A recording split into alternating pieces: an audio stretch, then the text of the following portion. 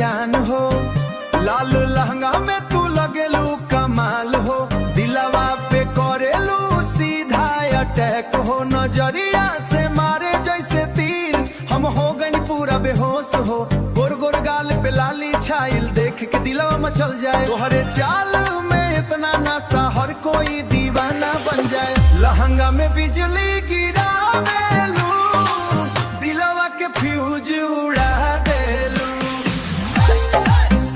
जब तू हंसेली हो जान, सबके दिलवा चुरा के ले जालू।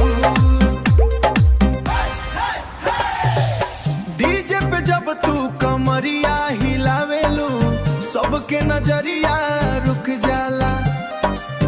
तोहरे ठुमका के आगे पूरा मेला झुक जाला। चमके जैसे चांद अंधेरा में, वैसे तू चमके भीड़ में।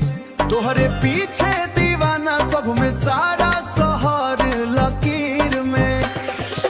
लहंगा में बिजली गिरावेलू, दिलवा के फ्यूज उड़ा देलू।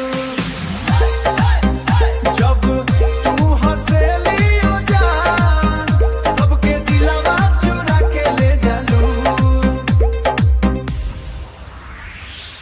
आजा आज रात न जाइब दूर, साथे नाचब सारी रतिया। तोहरे संगी हर पल बतिया, तेरे बिना सुना लगे मेला।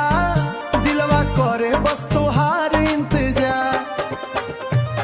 आजा पकड़ के हाथ हमार, नाची मिलके बारंबार। तोहरे संगे डीजे पे धमाल, आज करब पूरा कमाल। तू साथ रे बस ये जान, बाकी दुनिया जाए भाड़। लहंगा में बिजली गिरावे